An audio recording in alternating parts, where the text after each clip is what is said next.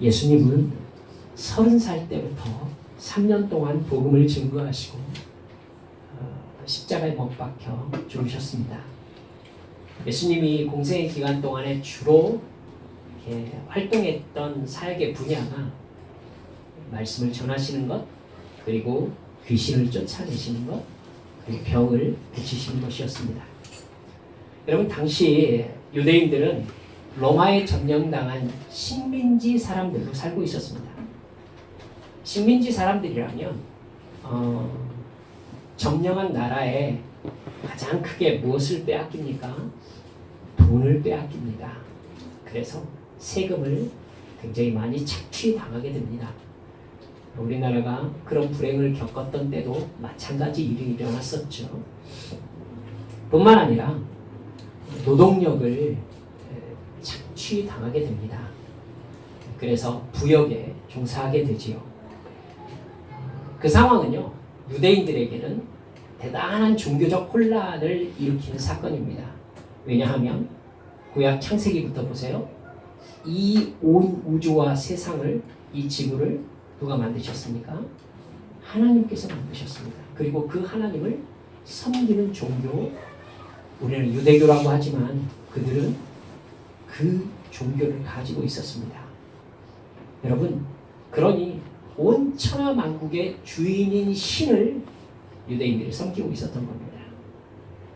그런데 그 신에 대해서 전혀 모르는 이방 종교를 믿는 민족이 이스라엘을 쳐들어와 가지고는 이스라엘 사람들을 죽이고, 그리고 나라를 온통 빼앗아서 노동력을 착취하고 세금을 갈취하고 있습니다.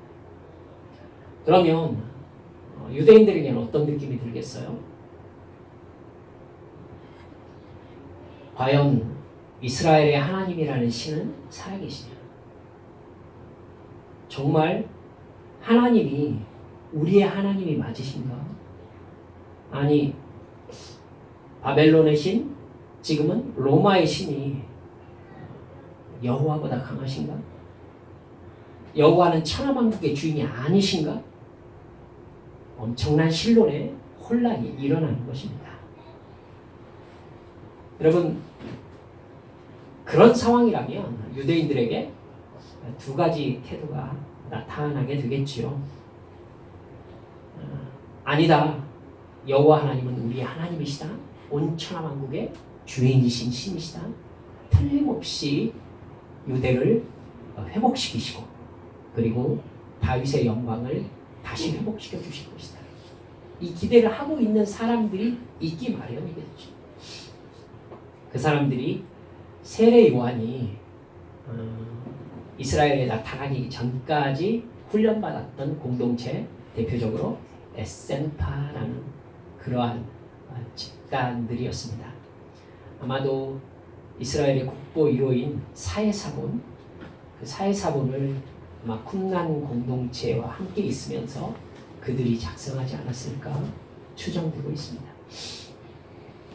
여러분, 그러나 상당히 대부분의 유대인들은 아마도 하나님을 믿고 의지한다는 것에 대한 삶의 증거를 찾을 수가 없었기 때문에 아마 믿음을 포기하는 그러한 상황에 놓여 있었을 것입니다.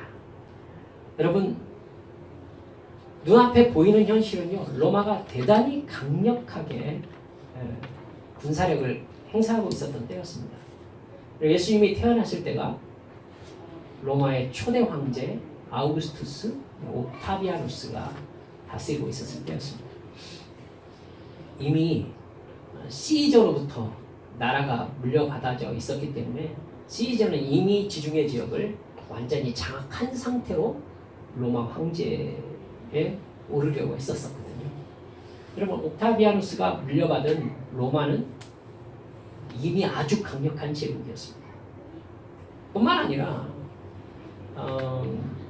예수님께서 공생애를 시작했을 때에는 로마의 전성기가 시작되고 있었던 티베리우스 황제 때였습니다. 성경에는 디베리오 가이사 이렇게 나오죠. 여러분, 그 상황 속에서 지금 유대를 다스리고 있는, 이스라엘 땅을 다스리고 있는 왕이 누구입니까? 왕이 헤롯 대왕입니다. 헤롯은 누구냐면 에돔 족속입니다. 여러분, 헤롯이 에돔 족속이면 이스라엘의 왕이 될 자격이 없는 거죠. 없는 거죠. 여러분, 야곱의 후손 중에서 왕, 다윗의 후손 중에서 왕이 나와야 되는 것입니다. 그런데 에서의 후손이 지금 왕이 올라 있는 것입니다. 그러면 이게 하나님이 다스리는 나라라고 생각했겠습니까? 뿐만 아니라 여러분, 당시의 종교 대제사장, 유대교의 종교 대제사장이 안나스와 가야바였습니다. 안나스는요, 당시 시리아의 지배를 받았을 때가 있었거든요. 유대가. 그 시리아의 총독이었던 구레뇨가 임명한 사람이었습니다. 안나스가. 그리고 그의 사위가 가야바였어요. 둘이 대제사장을 맡고 있는 거예요. 여러분, 대제사장은 누가 맡아야 합니까? 레위 족속 사독의 후손이 맡아야 합니다. 여러분, 그러나 모든 정치적 고려 속에서 정치도 사회도 종교도 아무것도 성경대로 된 것이 없는 거예요. 여러분, 그럼 유대인들이 지금 이 상황을 쳐다볼 때에 성경적 상황으로 완전히 회복될 가능성을 얼만큼으로 생각하고 있었을까요? 거의 없죠. 거의 없어요. 여러분, 군사적, 정치적으로는 로마에 완전히 예속되어 있었고, 그리고 종교적 헤롯 대왕의 통치, 변경시킬 수 있는 힘을 가지고 있지 못했어요. 여러분, 이러니까 종교인들이 어떻게 반응하겠습니까? 여러분 알고 계시는 제사장들, 사두개인들, 바리새인들, 서기관들, 종교 지도자들이잖아요. 이 사람들이 정말 메시아 왕국이 이루어질 것으로 생각했을까요? 아니죠. 아니죠.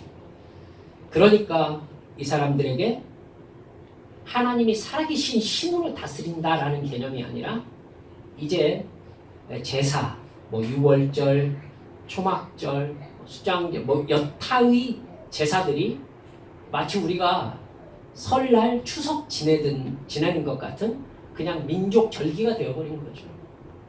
여러분, 사실 설날이나 추석이나 이것들이 우리나라의 어떤 그냥 여러분 다 종교적 절기잖아요. 그죠? 원래는 그렇죠. 하지만 지금 우리 추석이나 설날 지내면서 종교적 절기라고 생각하는 사람은 없죠. 그냥 설날인 거예요. 그리고 그냥 추석인 거죠. 명절이죠. 유대인들에게 유월절, 여타의 절기들과 제사들이 어떤 의미가 되었는지 아시겠죠? 현실과 관계가 없는 거예요, 이제. 하나님을 믿을 수 없는 거예요. 그 절기의 근본이 하나님과의 관계에서 시작되었다. 여러분, 그때 그런 사회적 분위기 속에서 갈릴리에 나타나신 분이 예수님이셨어요. 예수님은 갈릴리를 중심으로 사역하시면서 불가사의한 기적을 행하셨습니다. 병자를 고치시고 귀신을 쫓아내셨습니다. 병자는 대부분 불치병이라고 알려진 것들이었죠. 갈릴리에서부터 여러분 명절에 예루살렘으로 이렇게 몇 차례 왔다 갔다 하시면서 복음을 전하시고 병자를 고치시고 귀신을 쫓아내셨는데, 여러분 예수님의 복음은 놀라웠습니다. 하나님의 나라가 가까이 왔으니 회개하고 복음을 믿으라. 너무나도 살기 힘든 현실 때문에 율법을 지키는 것이 어떤 의미가 있는가, 이런 본질적인 종교에 대한 회의가 찾아왔던 그때 사람들에게, 여러분 너희들은 불순종하고 있다. 회개해야 된다. 하나님의 말씀을 지켜야 된다. 대단히 신선한 도전이었습니다. 여러분 구약의 선지자를 연상시키는 거예요. 여러분 더욱더 강력한 영향력을 끼친 건요, 예수님은 말만 할 뿐만 아니라 실제로 불치병을 그 자리에서 고치는 겁니다. 그리고 귀신이 말하는 것을 모인 사람들이 듣는 거예요. 그리고 쫓겨나는 모습을 본단 말입니다. 사람들은 점점 더 하나님이 정말 살아계신 신이구나 라는 것을 눈으로 보기 시작했어요. 더구나 예수님께서는 하나님 나라가 가까이 왔다. 여러분, 유대인들에게 그 말이 어떤 말로 해석되었을까요? 그들에게 하나님의 나라는 뭐죠? 이스라엘이에요. 이스라엘. 그 나라가 가까이 왔다? 당연히 해석이 로마로부터 이스라엘을 회복시킨다라는 의미로 해석되기 마련인 겁니다. 정치적, 종교적 관심을 끊임없이 받고 있는 상황에서 사람들이 예수님을 구름처럼 따라다니는 건 당연한 일이었다고 할 수 있을 것입니다. 그렇게 갈릴리에서 나타난 예수가 도대체 누구냐? 이렇게 사람들이 온통 생각하고 있을 때에 큰 충격을 준 사건이 바로 오늘 우리가 읽었던 오병이어 사건이었습니다. 요한복음 6장에 이와 관련된 사복음서에 다 나오지만 요한복음 6장에 가장 길게 예수님의 설교와 함께 기록되어 있습니다. 본문 2절을 보면 예수님이 갈릴리 근처에서 말씀을 전하실 때 큰 무리가 따랐다 이렇게 되어 있습니다. 이유는 거기에 나와요. 병자들에게 행하는 표적을 보았기 때문이다. 이렇게 나옵니다. 예수님을 따르는 사람들은 아마도 종교적인 열광 상태에 있었을 것입니다. 우리나라에 제가 중학교, 고등학교 때에 9시 뉴스 토막 광고로 모임을 광고해야 될 정도로 열광적인 상태의 종교적 열광 상태를 일으켰던 목사도 있었습니다. 아마 그 분위기가 아닐까라고 생각합니다. 제가 고등학교 때는 원주에서 엄청난 사람이 나타났다 해가지고는 저희 교회에서도 원주로 이사간 사람이 있었을 정도로 종교적 열광 상태는 이렇게 종종 일어났습니다. 우리나라에서도 그렇게 있었고요. 세계 어느 곳에서도 있었습니다.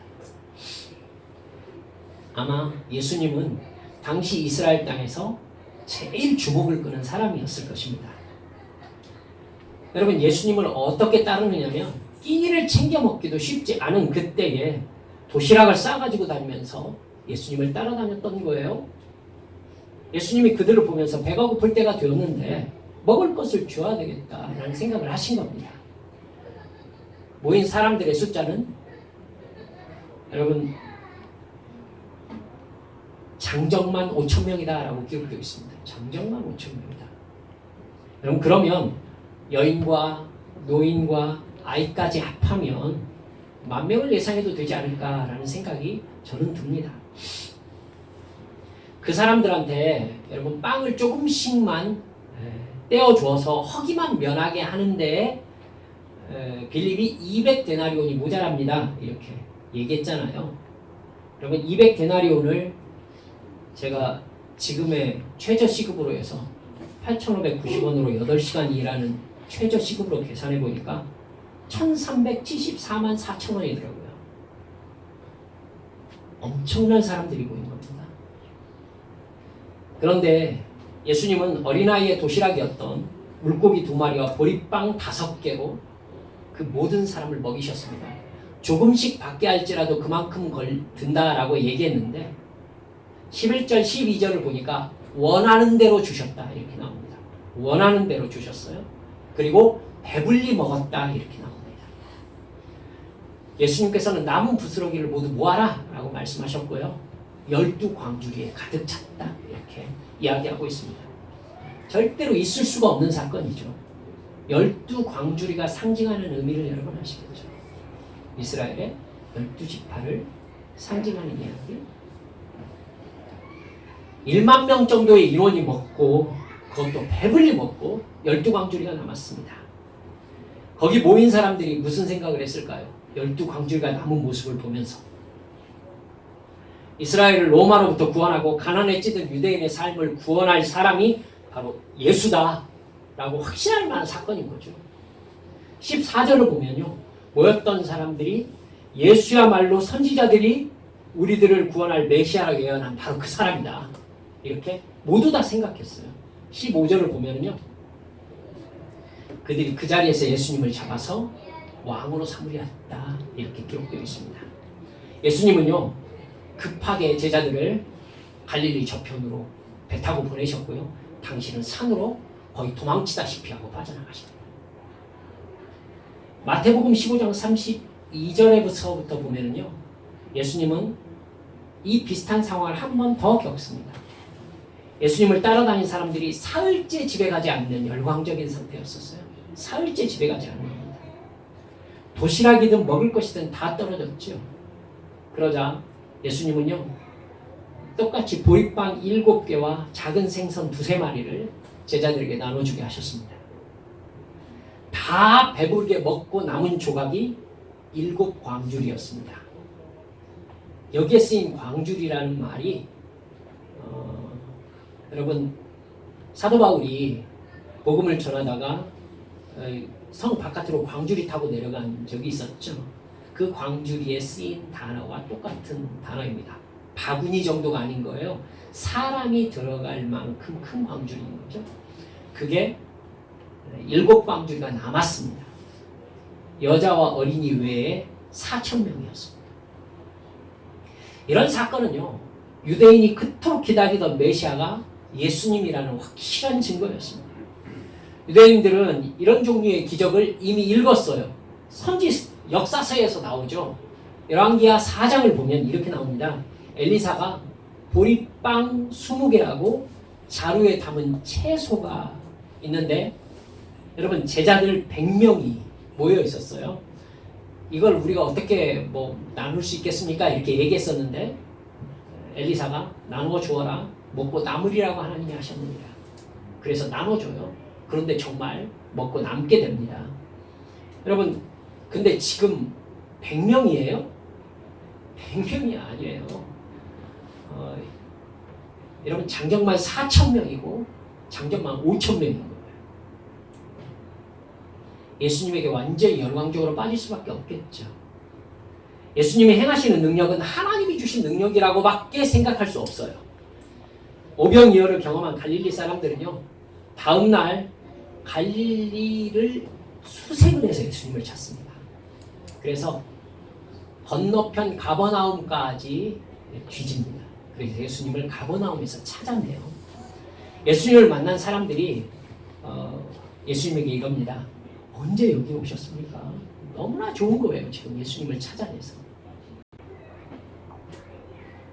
압도적인 경험인 겁니다. 예수님이요. 그렇게 반갑게 자기를 맞이하는 사람들 앞에서 대단히 쌀쌀하게 말하고 있는 것 여러분 한번 보세요. 너희가 나를 찾는 것은 어제 일을 보고 내가 누구인 줄 알았기 때문이 아니라 여러분 잘 들으세요.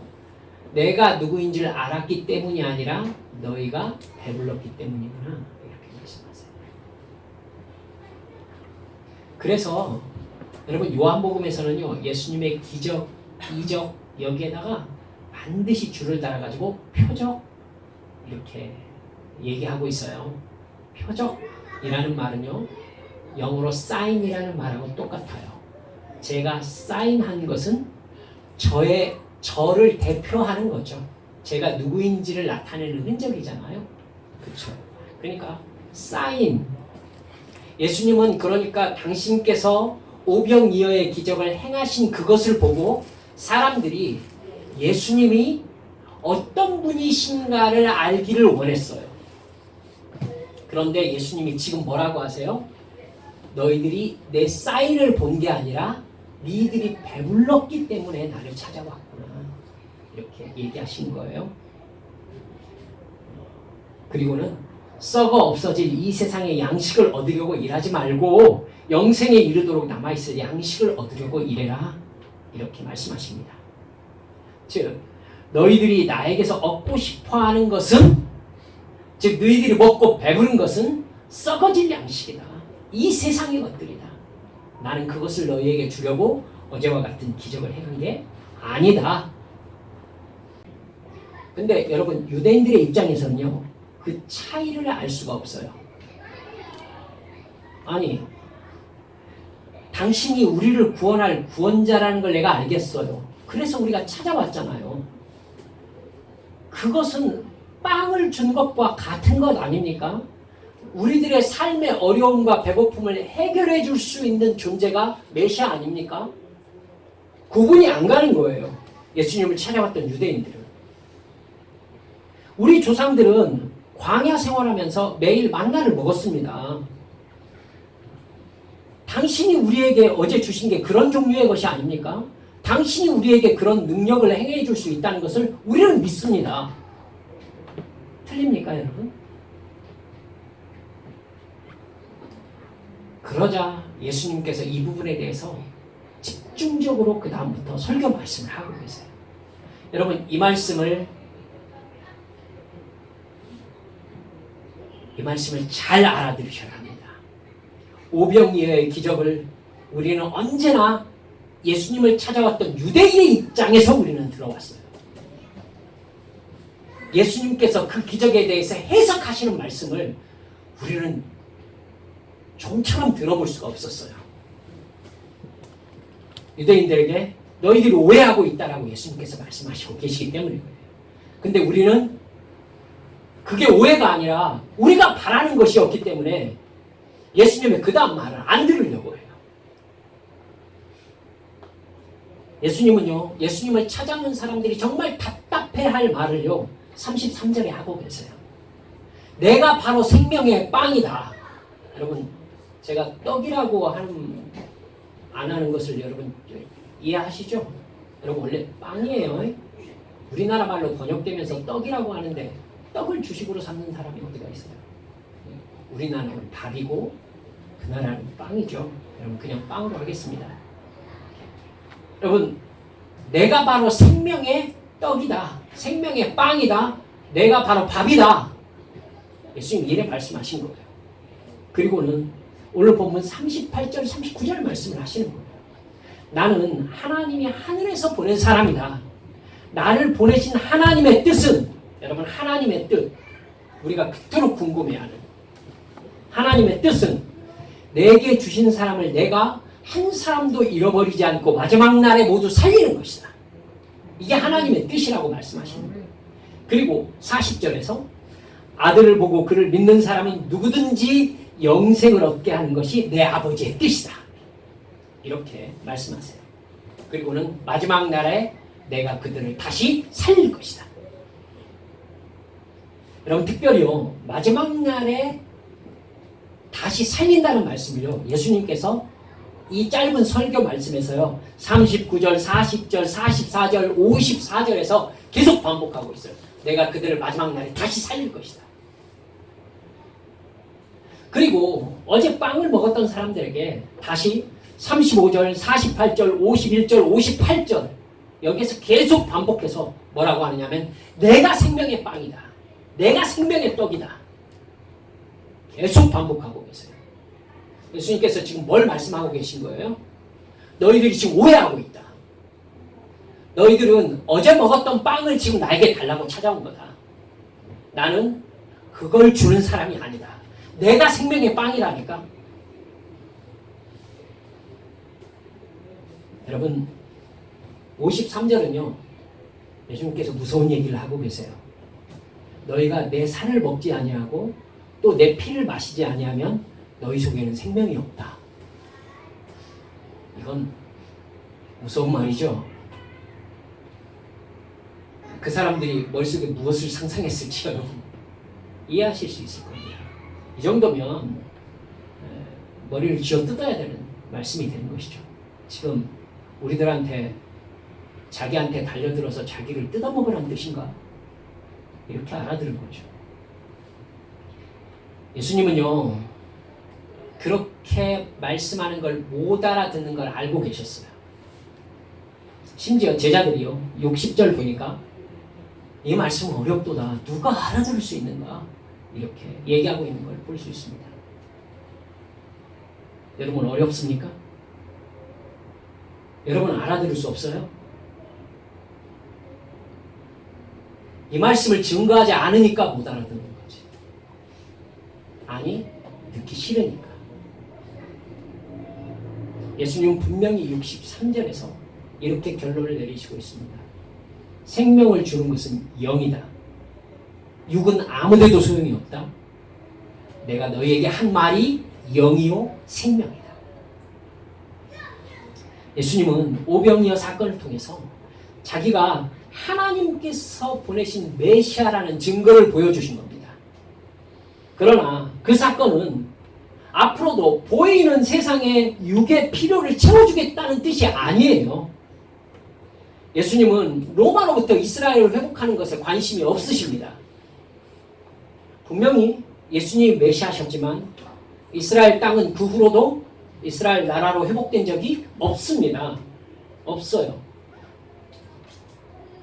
강제 노역과 세금 포탈에 시달리는 유대인의 삶을 내 백성이라고 하셨으면 불쌍히 여기실 법도 한데, 여러분, 예수님은요 단호하게 나는 정치적 메시아가 아니다, 나는 군사적 메시아가 아니다 라고 얘기를 자르고 계신 겁니다.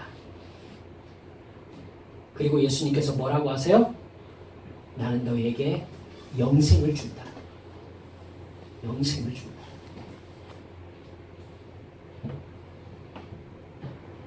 사랑하는 여러분들이요, 예수님이 우리에게 이 말씀을 하시면 우리는 어떤 반응을 보일까요?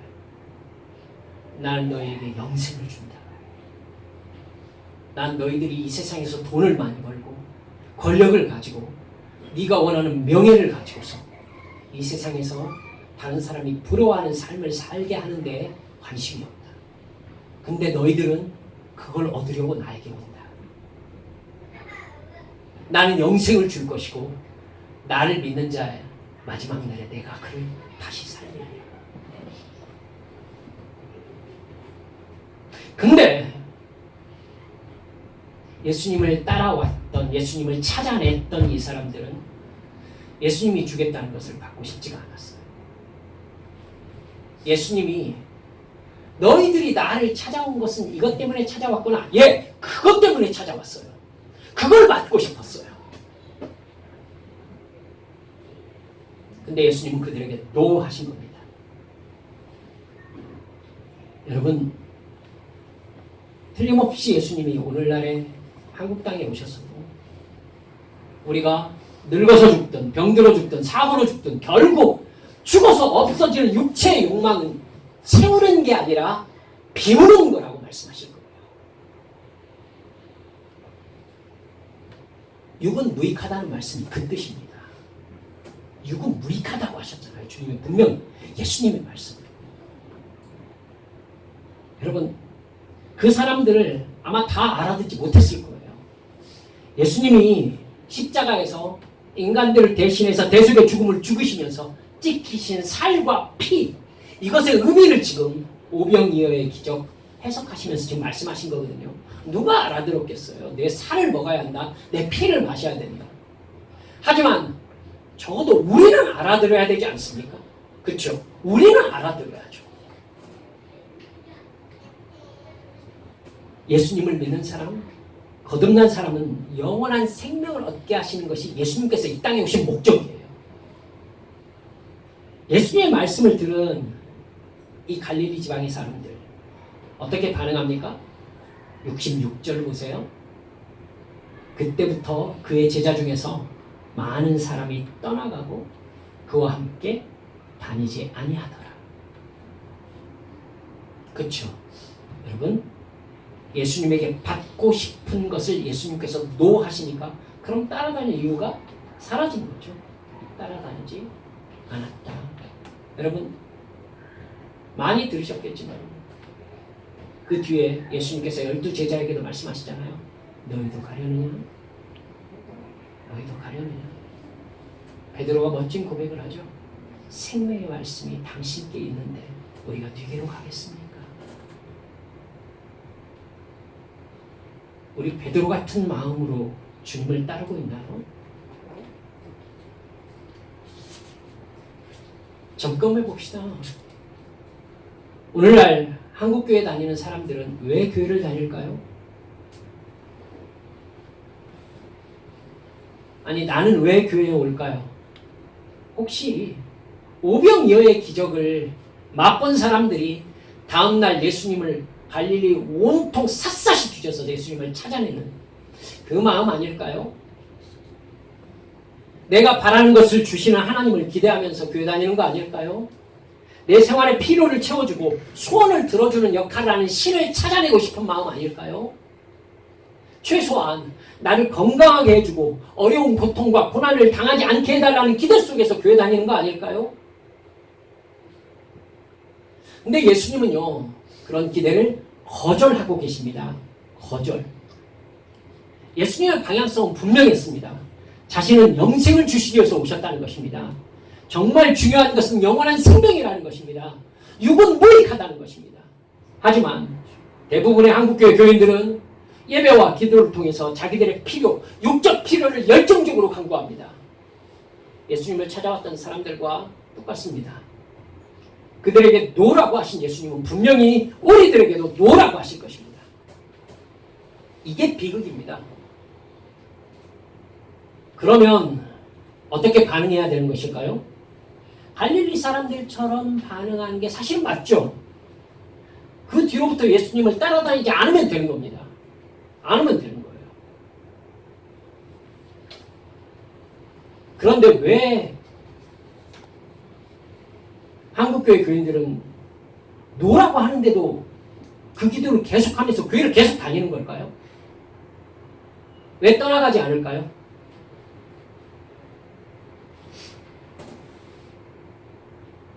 믿음이 좋다는 교인이나 목사들이 하나님께서 그 강구를 들어주신다고 거짓말하기 때문입니다. 오병이어의 기적, 예수님의 해석을 가르치지 않기 때문이죠. 여러분도 어린아이의 도시락에 불과한 것 같은 여러분의 보리떡 5개와 물고기 2마리를 주님께 바치며 주님께서 5,000명이 먹고 남는 것으로 부어주시는 걸 믿으시기 바랍니다. 하면은 여러분들은 모두 아멘 하면서 너무 기뻐 하셨잖아요. 그 설교 정말 많이 들었잖아요, 제가. 그렇죠? 그게 오병이어 기적의 목적이었어요. 제가 철이 좀 들어서 오병이어의 기적에 대해서 예수님께서 설명하신 이 내용을 읽고 사기당한 기분이었어요.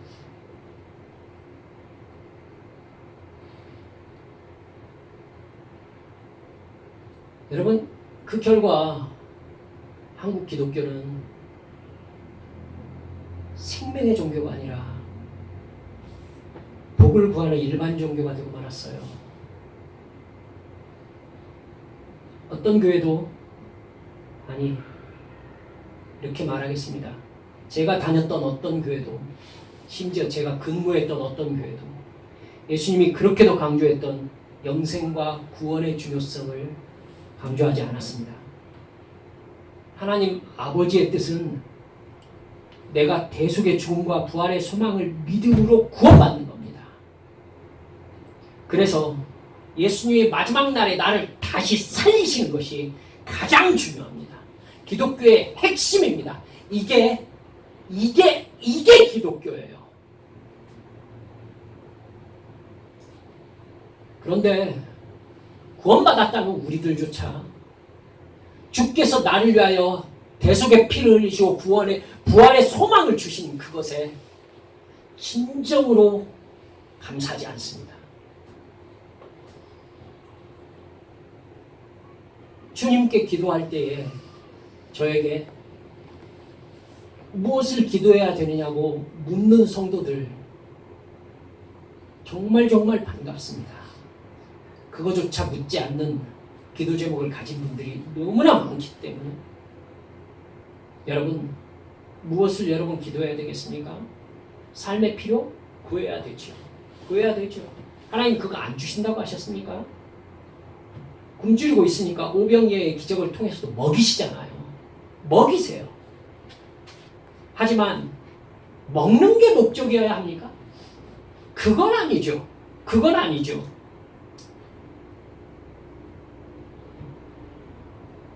사랑하는 여러분들, 기도하면서 내게 베풀어 주신 영생의 가치, 어제보다 오늘 더 깊이 생각하고 계십니까? 내게 베풀어 주신 그 구원의 가치, 저 영원한 천국의 소망을 어제보다 더 강하게 붙잡고 계십니까? 이게 구원입니다, 여러분. 이 세상은 순식간에 지나갈 거예요. 여러분, 인생 무지 짧은 거 아시죠? 무지 짧아요. 여러분, 제가 김권사님을요, 김권사님 40대에 봤어요. 이렇다니까요? 세월이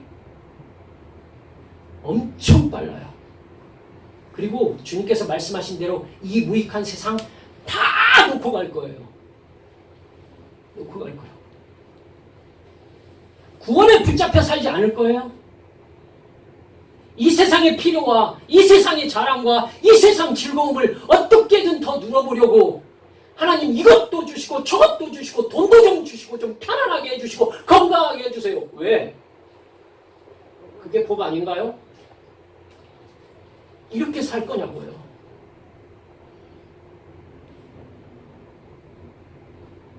육은 무익하다고 하셨는데 교회 다니는 교인들에게 육이 가장 중요한 거예요. 이 땅에서 어떻게 살까? 무엇을 먹을까? 무엇을 입을까? 무엇을 마실까? 어떤 음식을 먹을까? 어떤 집에서 살까? 어떤 차를 탈까? 여러분, TV에 나오는 프로그램이 제 말에 다 들어있어요. 세상 자랑과 세상 즐거움을 누리는 것이 소원입니다. 그걸 얻기 위해서 교회를 다닙니다. 그리고 누가 돈 벌었다고 하면 거기 영빨 있는가 보네 하고 찾아갑니다. 마치 갈릴리로 온통 뒤지도록 갈릴리 사람들처럼. 말씀을 맺습니다. 우리는 왜 교회에 다니는지 한 번 더 생각합시다. 구원이 나에게 어떤 의미인지 한 번 더 돌아봅시다. 주님은 나에게 영생을 주시려고 십자가를 생각하시면서 오병이어의 기적을 해석하시고 예수님의 말씀 가운데에는 예수님의 팽팽한 긴장감이 느껴져요. 팽팽하게 긴장하고 있어요. 예수님께서. 그리고 사람들이 모두 떠나가니까 제자들에게도 뭐라고 하시느냐면 너희들도 갈래? 이렇게 말씀하고 계신다고요. 너희들도 갈래? 여러분, 우리는 왜 안 가고 있습니까? 영생이 최고의 가치이기 때문에 그래야 합니다. 속아서 안 가고 있으면 안 돼요.